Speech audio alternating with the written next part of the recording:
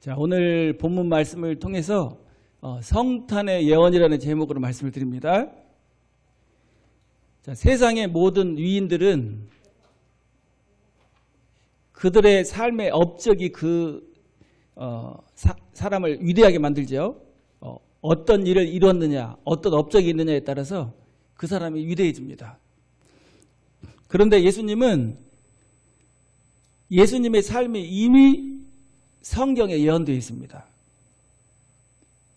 예수님에 대한 구약 성경의 예언을 살펴보면 50가지 이상, 정확히 하면 56가지가 문자적으로 예언되어 있어요. 그리고 그 예언이 그대로 이루어집니다. 예수님이 탄생하신 성탄에 대한 부분도 구약 성경에 너무나도 분명하게 문자 그대로 예언되어 있고 그 문자 그대로 이루어졌어요. 그래서 성경에 나오는 예수님에 대한 예언, 성탄에 대한 예언을 한번 우리 묵상해 보면서 우연히 갑자기 나와가지고 내가 재림 예수다, 내가 누구다 이렇게 말하면 믿으면 될까요? 안 될까요? 안 돼요. 그리고 초림, 예수님이 우리를 구원하시기 위해서 우리의 죄를 담당하시기 위해서 인간의 몸을 입고 오신 그 사건도 문자 그대로 이루어졌다면 재림은 어떨까요? 재림도 문자 그대로 이루어질까요? 아니면 막 비유풀이를 해가지고 이상하게 막 이루어질까요? 문자 그대로 이루어지죠. 그래서 오늘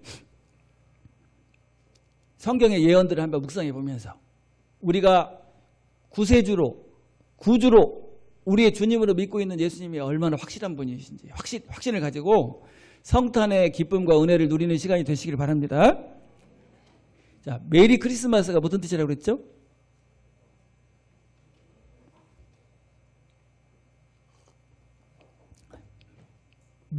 마스라는 말이 예배라는 뜻이에요. 예배. 그러니까 기쁜 성탄 예배 그런 뜻이에요. 그래서 구원받고 거듭난 성도는 성탄의 감격을 가지고 뭘 드리는 거예요? 하나님께 예배를 드리죠. 자, 다시 한번 말씀 듣기 전에 옆에 있는 분 얼굴 보면서 메리 크리스마스 한번 인사를 합시다. 손을 잡고. 자, 첫 번째로 우리 크게 한번 읽어볼까요? 자, 시작. 인간의 몸을 입고 오실 것이 예언되었다. 자, 예수님은 하나님이시죠. 자존자, 스스로 계신 분이에요. 우리는 창조된 피조물이고요. 예수님은 시작도 없고 끝도 없는 자존자. 그래서 여호와 하나님 그러면 자존자를 말해요. 스스로 계신 분. 그리고 예수님은 세상을 창조하신 분이에요. 창조주 하나님.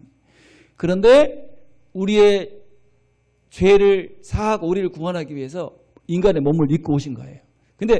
그래서 성경에 예언되어 있는데 어떻게 예언되어 있냐면 이렇게 예언되어 있습니다. 이사야서 7장 14절에 보면 그러므로 주께서 친히 징조를 너희에게 주실 것이라. 보라, 처녀가 잉태하여 아들을 낳을 것이요 그 이름을 임마누엘이라 하리라. 예. 자, 하나님이 인간이 되신 그 징조, 표적이 뭐냐? 처녀가 잉태하여 아들을 낳을 것이다. 여러분, 처녀가 잉태해서 아들을 낳을 수 있을까요? 하나님이시기 때문에 성령으로 잉태되셔서 나셨기 때문에 이 예언이 이루어진 거예요. 자, 그래서 창세기 3장 15절에 보면 여자의 후손에 대한 예언이 나옵니다. 자, 15절 한번 읽어볼까요? 내가 너로 여자와 원수가 되게 하고 내 후손도 여자의 후손과 원수가 되게 하리니 여자의 후손은 내 머리를 상하게 할 것이요 너는 그의 발꿈치를 상하게 할 것이니라 하시고. 네, 사탄, 그 뱀에 들어간 사탄에 대해서 말씀하시면서 뭐라고 말하죠? 여자의 후손은 너의 머리를 깨뜨릴 것이다. 그리고 너는 여자의 후손에 뭘 상하게 해요? 여러분, 발꿈치만 상하면 죽어요, 안 죽어요? 안 죽어. 근데 머리가 깨져버리면. 그래서 예수님이 십자가에서 사탄의 머리를 깨뜨려 버리신 줄로 믿습니다. 그래서 십자가는 사탄의 권세, 사망과 지옥의 권세를 깨뜨려 버린 거예요. 그래서 여자의 후손에 대한 예언이 나와요. 이 창세기 3장 15절을 원복음이라고 하는데, 그래서 예수님은 우리를 구원하시기 위해서 아들로 태어날 것이다. 아들로. 그래서 누구의 아들로 태어났어요? 요셉과 마리아의 아들로 태어났죠. 자, 다시 한번 7장 14절을 보면, 그러므로 주께서 친히 징조를 너희에게 주실 것이라. 보라, 처녀가 잉태하여 아들을 낳을 것이요 그 이름을 임마누엘이라 하리라. 예, 임마누엘이 무슨 뜻이죠? 하나님이 우리와 함께 계시다. 예수님이 이 땅에 인간의 몸을 입고 오심으로 하나님이 우리와 함께 하시고 우리와 교제가 이루어지고 하나님의 사랑을 알게 되는 놀라운 역사가 있게 됐다는 거예요.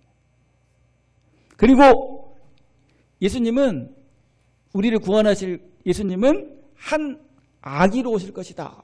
이렇게 아기로 태어나실 것이다. 그렇게 예언하고 있어요. 자, 우리 이사야서 9장 6절에 보면 이렇게 말씀했는데, 이는 한 아이가 우리에게 낳고 한 아들을 우리에게 주신 바 되었는데 그의 어깨에는 정사를 메었고 그의 이름은 기묘자라, 모사라, 전능하신 하나님이라, 영존하시는 아버지라, 평강의 왕이라 할 것이니라. 예, 아기의 모습으로 태어나셨는데 그분이 어떤 분이에요? 그 어깨에는 정사를 메었고 그 이름은 기묘자라는 말이 무슨 뜻입니까? 아주 놀라운 분이라는 거예요. 우리 인간의 이성으로 이해할 수 없는 분이다. 그래서 영어 성경에는 뭐라고 써있어요? 원더풀. 여러분, 예수님의 탄생도 놀랍고 예수님의 삶도 놀랍고 죽은 자를 살리고 풍랑이 있는 바다를 잔잔케 하고, 그 다음에 십자가에서 우리의 모든 죄를 속죄하시고, 그 다음에 승천하시고 다시 오시는 모든 삶이 뭐예요? 놀라운 삶이야. 한번 해볼까요? 원더풀. 본토 발음이네. 그래서 예수님의 이름이 기묘자라고 해요. 기묘자. 그 다음에 두 번째는 뭐라고 그랬어요? 모사라. 모사는 상담자 그런 뜻이에요. 카운셀러. 그래서 어떤 인간의 문제도 누구 앞에 나오면, 예수님 앞에 나오면 다 해결돼요. 할렐루야. 그리고 그분은 누굽니까? 전능하신 하나님. 그리고 영존하시는 아버지. 평강의 왕이라 할 것입니다. 누가? 성령으로 잉태돼서 태어나시는 아기, 그 예수님이 그렇게 예언되어 있습니다. 그리고 뿐만 아니라 예수님은 다윗의 후손으로, 다윗의 왕권을 가지고 다윗의 후손으로 태어나실 것이고, 그 다음에 다윗의 고향인, 다윗의 동네, 다윗의 고향이 어디예요? 베들레헴. 베들레헴에서 태어나실 것이다. 이렇게 예언되어 있어요. 자, 우리 한번 볼까요? 에레미야 23장 5절부터 6절까지 보면, 여호와의 말씀이니라. 보라, 때가 이르리니 내가 다윗에게 한 의로운 가지를 일으킬 것이라. 그가 왕이 되어 지혜롭게 다스리며 세상에서 정의와 공의를 행할 것이며 그 날에 유다는 구원을 받겠고 이스라엘은 평안히 살 것이며 그의 이름은 여호와 우리의 공이라 일컬음을 받으리라. 예, 다윗에게 한 의로운 가지를 일으킬 것이라. 그래서 구약에 계속해서 말씀하고 있어요. 다윗의 후손으로 다윗의 왕권을 가지고 오셔서 영원한 왕이 되실 것이다. 그래서 예수님은 어디에서 태어나셨어요? 다윗의 고향인 베들레헴에서 태어나시고, 그래서 마태복음 1장 1절에 보면 이게 그 메시아의 족보, 왕의 족보인데 이렇게 말씀하죠. 아브라함과 다윗의 자손 예수 그리스도의 계보라. 예. 그래서 결국 어디서 태어나셨습니까? 베들레헴에서. 자, 우리 누가복음 2장 11절에 보면, 오늘 다윗의 동네에 너희를 위하여 구주가 나셨으니 곧 그리스도 주시니라. 다윗의 동네가 어디예요? 베들레헴. 베들레헴이라는 그 이름의 뜻이 떡집이라고 그래요. 떡집.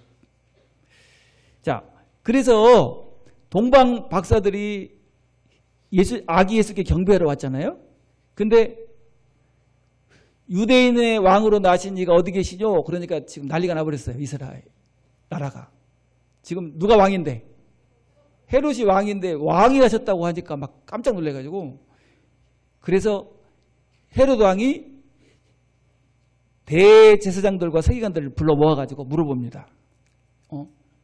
저 메시아 왕이 어디서 태어나는지 좀 알려줘라. 그러니까 그 사람들은 다 알고 있었어요? 모르고 있었어요? 다 알고 있었어요. 자, 우리 마태복음 2장 4절부터 6절까지 보면 이렇게 말씀해요. 왕이 모든 대제사장과 백성의 서기관들을 모아 그리스도가 어디서 나겠느냐 물으니 이르되 유대 베들레헴이오니 이는 선지자로 이렇게 기록된 바 또 유대 땅 베들레헴아 너는 유대 고을 중에서 가장 작지 아니하도다. 내게서 한 다스리는 자가 나와서 내 백성 이스라엘의 목자가 되리라 하였음이니이다. 예, 대제사장과 서기관들도 다 이미 어디에서 태어나신다는 걸 알고 있어요. 베들레헴에서. 왜냐하면 미가 선지자가 예언하고 있어요. 우리 미가서 5장 2절에 보면 이렇게 말씀했는데 베들레헴 에브라다야 너는 유다 족속 중에 작을지라도 이스라엘을 다스릴 자가 내게서 내게로 나올 것이라. 그의 근본은 상고의 태초애니라. 예, 그분은 상고의 태초인이라. 그 말은 그분은 누구시라는 거예요? 하나님이시라는 말씀이죠. 자, 그래서 예수님이 탄생하시는, 성탄하시는 모든 과정은 우연히 된 것이 아니고 성경에 미리 예언되어 있고 그 예언이 성취되는 사건이었다는 거예요. 자, 뿐만 아니라 두 번째로 어떤 부분이 예언되어 있죠? 자, 크게 한번 읽어봅시다. 시작. 고난받는 종으로 오실 것이 예언되었다. 자, 예수님은 하나님이신데 왜 이렇게 처절하게 고난받고 십자가에 달려 돌아가셔야 될까요? 누구 때문이에요? 우리 때문에. 그래서 예수님은 왕이신데 어디서 안 태어나시고 왕이면 어디서 태어나야 됩니까? 궁전에서 태어나지, 왕궁에서. 근데 예수님이 어디서 태어나셨어요? 마국간에서. 여러분, 마국간에서 태어나면 얼마나 초라하게 태어나신 거예요. 그래서 이렇게 예언하고 있어요. 이사야서에 초라한 모습으로 오실 것이다 이렇게 예언되어 있는데 한번 읽어보세요. 우리가 전한 것을 누가 믿었느냐? 여호와의 팔이 누구에게 나타났느냐? 그는 주 앞에서 자라나기를 연한 순 같고 마른 땅에서 나온 뿌리 같아서 고운 모양도 없고 풍채도 없은즉 우리가 보기에 흠모할 만한 아름다운 것이 없도다. 예. 자, 마른 땅에서 나온 그 뿌리, 순 보면은 어때요? 막 물이 많아가지고 막 풍성하게 올라오는 나무나 순하고 다르게 어떻게 올라와요? 형편없이 올라오잖아요. 그러니까 예수님의 모습이 정말 초라한 모습으로 오실 것을 예언합니다. 자, 그리고 또 보면 엄청난 고난을 받고 고통을 당하실 것을 예언하고 있어요. 3절에 보면 그는 멸시를 받아 사람들에게 버림받았으며 강고를 많이 겪었으며 질고를 아는 자라.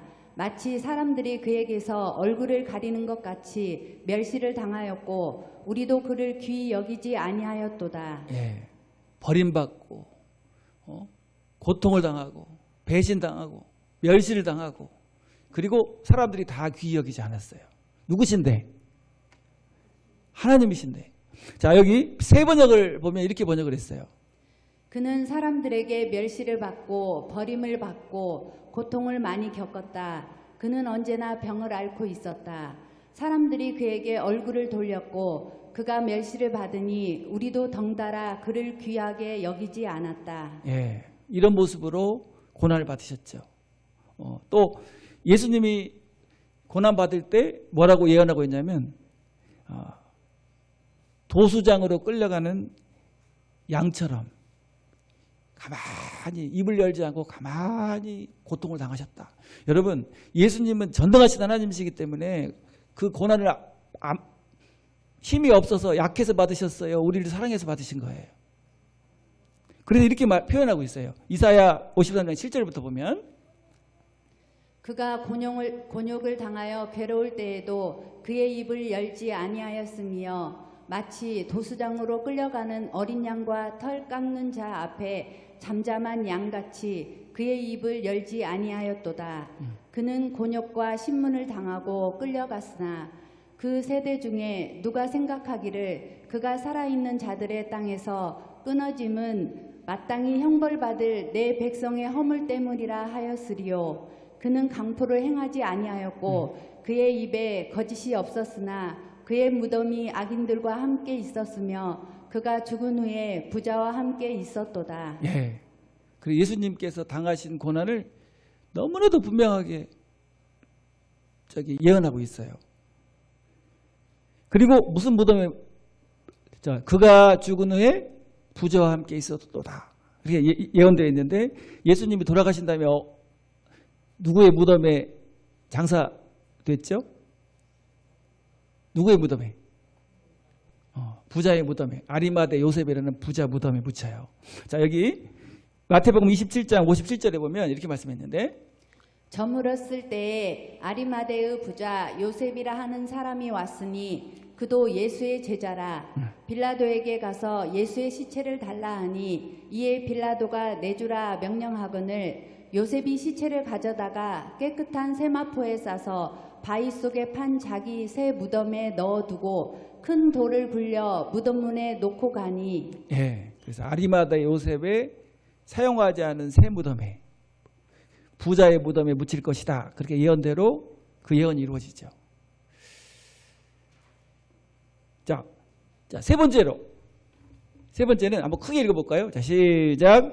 인류의 구원을 이루실 것이 예언되었다. 자, 우리 이사야서 53장 4절부터 6절까지 보면 이렇게 말씀해요. 그는 실로 우리의 질고를 지고 우리의 슬픔을 당하였거늘 우리는 생각하기를 그는 징벌을 받아 하나님께 맞으며 고난을 당한다 하였노라. 그가 찔림은 우리의 허물 때문이요 그가 상함은 우리의 죄악 때문이라. 그가 징계를 받음으로 우리는 평화를 누리고 그가 채찍에 맞음으로 우리는 나음을 받았도다. 우리는 다 양 같아서 그릇 행하며 각기 제 길로 갔거늘 여호와께서는 우리 모두의 죄악을 그에게 담당시키셨도다. 예. 그래서 예수님이 받으셨던 고난은 온 인류의 죄를 속죄하기 위한, 우리를 구원하기 위한 고난인 줄로 믿습니다. 자, 예수님이 징계를 받으심으로 우리는 뭘 누리고? 평화를 누리고. 그러니까 예수님이 하나님과 우리 사이에 우리가 받아야 될 징계를 대신 받으셨다는 거예요. 자, 채찍에 맞으심으로 우리가 나음을 얻었도다. 그가 찔림은 우리의 허물 때문이요 그가 상함은 우리의 죄악 때문이라. 그래서 예수님이 십자가에서 몸을 찢고 피를 흘리심으로 우리의 모든 죄를 속죄해 주신 줄로 믿습니다. 그래서 십자가에서 돌아가신 사건은 구약의 예언이 그대로 이루어진 사건이에요. 우리의 모든 죄를 십자가에서 다 해결하신 줄로 믿습니다. 여러분, 죄 때문에 심판받고 죄 때문에 지옥 가잖아요. 그런데 예수님이 십자가에서 몸을 찢고 피를 흘리셔서 모든 죄를 속죄하셨기 때문에 여러분들은 하나님이 뭐라고 인정해줘요? 속죄를 받았기 때문에 의인이라고 하죠. 자, 그래서 우리 요한복음 1장 29절 여기 보면 이렇게 말씀했는데 이튿날 요한이 예수께서 자기에게 나아오심을 보고 이르되 보라 세상 죄를 지고 가는 하나님의 어린 양이로다. 자, 여기 보라 거기를 세상 죄를 이렇게 하지 말고 자기 이름을 넣어가지고 한번 읽어볼까요? 크게. 자, 우리 보라 강진민의 죄를 지고 가는 하나님의 어린 양이 누구예요? 예수님. 자, 우리 크게 한번 자기 이름을 넣어가지고 자, 시작. 보라 진정길의 죄를 지고 가는 하나님의 어린 양이로다. 어린 양은 속죄의 양을 말하잖아요. 예수님이 이 땅에 오신 목적이 바로 우리의 모든 죄를 속죄하시기 위한 목적인 줄로 믿습니다. 그래서 예수님을 나의 구주와 주님으로 믿는 사람은 일생의 모든 죄가 속죄받는 경험을 해요. 죄사함 받는 경험. 자, 예수님께서 이렇게 말씀하셨는데 마가복음 2장 17절에 보면 예수께서 들으시고 저희에게 이르시되 건강한 자에게는 의원이 쓸데없고 병든 자에게라야 쓸데있느니라. 내가 의인을 부르러 온 것이 아니요 죄인을 부르러 왔노라 하시니라. 예수님이 오신 목적이 뭐예요? 죄가 하나도 없는 의인 부르러 오신 거예요? 죄인을 불러가지고 의인 만들어주기 위해서 오신 거예요? 그렇죠. 그래서 예수님이 십자가에 달리셔서 속죄를 이루신 거예요. 자, 바울 사도 교회를 핍박하고 성도들을 죽이는데 앞장서고 감옥에 가두고 막 했던 사람이잖아요. 그런데 돌아와가지고 예수님의 그 크신 사랑을 깨닫고 돌아와가지고 감격했던 말씀. 자, 우리 디모데전서 1장 15절에 보면 이렇게 말씀해요. 미쁘다 모든 사람이 받을 만한 이 말이여 그리스도 예수께서 죄인을 구원하시려고 세상에 임하셨다 하였도다. 죄인 중에 내가 괴순이라. 예. 죄인 중에 내가 괴순이라. 그래서 성탄은 우연히 이루어진 일이 아니고 구약의 하나님의 선지자들이 미리 예언했고 그 예언이 문자 그대로 확실하게 성취된 사건인 줄로 믿습니다. 구약의 예언도 있죠. 그가 찔림은 우리의 허물 때문이요. 그가 상함은 우리의 죄악 때문이라. 그가 징계를 받음으로 우리가 평화를 누리고 그가 채찍에 맞음으로 우리가 나음을 얻었도다. 그러니까 예수님의 탄생과 고난, 예수님의 삶은 다 누굴 위한 삶이에요? 나를 위한 삶이에요. 그래서 자, 성탄을 제대로 감격하면서 하나님 앞에 드릴 수 있는 사람은 어떤 사람일까요? 구원받은 사람. 구원받고 죄사함 받은 사람이 성탄의 진정한 의미를 깨닫고 하나님께 영광 돌릴 수 있는 줄로 믿습니다.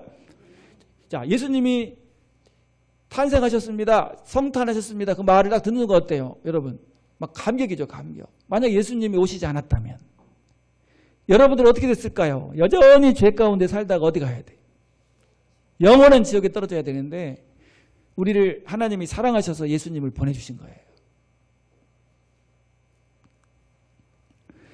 그래서 성탄 주간을 맞이해서 우리의 구원의 역사를 이루시기 위하여 어떤 몸에서 탄생했어요?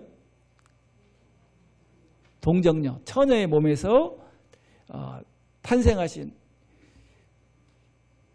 구주라고 그러죠. 구세주. 우리의 죄를 사해 주시는 분을 구세주라고 그러잖아요. 구주의 탄생을 기념하고 감사하는 복된 주간이 되시길 바랍니다. 성탄을 생각만 해도 너무 감사가 되는 거예요. 예수님의 자, 하나님이신 예수님이 인간의 몸을 입었다. 이것보다 더 큰 고난이 어디 있을까요? 성육신이라고 해요. 성육신. 여러분들이 지나가는 벌레를 봤어요. 벌레. 근데 벌레가 죽어가고 있어. 근데 그 벌레의 마음을 알아요, 몰라요? 그러니까 내가 스스로 그 벌레를 위해서 벌레가 된 거예요. 그래서 벌레를 위해서 죽어주는 거야. 내가 사람인데. 그것보다 수천억만 배 더 큰 고난이 전능하신 하나님이 뭐가 되신 거예요? 연약한 인간이 되셔서 나를 위해 죽어주신 사건이에요.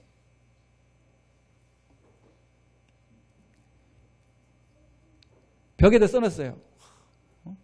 옥스퍼드대 학생들이 예수님의 그 크신 구원의 은혜를 깨닫고 너무 감격해가지고 벽에 써놨어요. 나는 벌레다. 하나님이 벌레가 되시다니. 엉엉 울면서. 여러분, 이 성탄의 그 감격과 감사가 한 주간 내내 감격하는 여러분들 되길 바랍니다. 고요한 밤, 거룩한 밤이 아니라 요즘 무슨 밤이 되고 있어요? 시끄러운 밤, 죄 짓는 밤. 그게 아니고 우리 구원받은 성도들은 막 감격해서 그 놀라운 사랑을 또 알지 못하는 많은 영혼들에게 전해주는 그런 복된 성도들 되시길 바랍니다. 오늘은 특별히 성탄의 예언을 한번 살펴봤어요. 왜냐하면 우리가 믿고 있는 예수님이 얼마나 확실한 구원자고 얼마나 분명한 분인지를 알게 하기 위해서. 혹시 누가 내가 뭐다 이렇게 말해도 믿으면 돼요, 안 돼요? 한번 물어봐야 돼. 너에 대해서 구약에 예언돼 있어? 아니지. 사기꾼. 이렇게 할 수 있겠죠? 뭐 하늘에 뭐 구름 봤다고 뭐 별을 봤다고 막 이러면 안 돼. 그 완전 사기꾼이에요. 자, 그래서 예수님이 너무나도 분명 우리의 구원자가 되시고 우리의 모든 죄를 속죄하시기 위해서 이 땅에 오신 줄로 믿습니다. 그래서 예수님을 믿기만 하면, 예수님을 나의 구주와 주님으로 믿기만 하면 일생의 모든 죄가 속죄되고 하나님이 우리를 보실 때 뭐라고 불러줘요? 너는 이제 뭐다? 의인이다. 그러니까 의인은 어디 가야 돼요? 심판 받아야 안 받아요? 내가 진실로 진실로 너에게 이르노니 내 말을 듣고 그 다음에 또 나를 보내신 이를 믿는 자는 영생을 얻었고 심판에 이르지 아니하나니 사망의 생명으로. 그러니까 심판 두려워할 것이 없어요. 두려움이 있어요 없어요 여러분? 두려움 자체가 없네. 너무 행복해. 자, 제가 한번 해볼게요. 평안을 너에게 주노라. 세상이 줄 수 없는,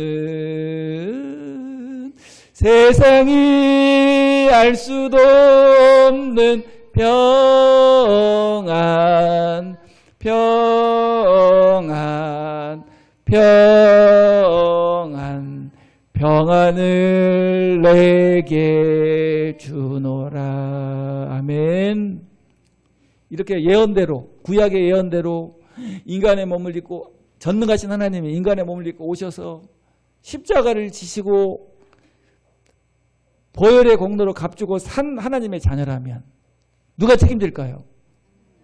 그냥 막 지옥 가도록 내버려 둘까요? 하나님이? 하나님의 자녀인데? 여러분 자녀 그냥 내버려 둬요? 그냥 걱정할 것이 없는 거예요. 평안. 자, 그래서 우리 성탄의 은혜와 복을 풍성히 누리고 또 감격하는 한 주간이 되시길 바랍니다. 예, 기도하겠습니다.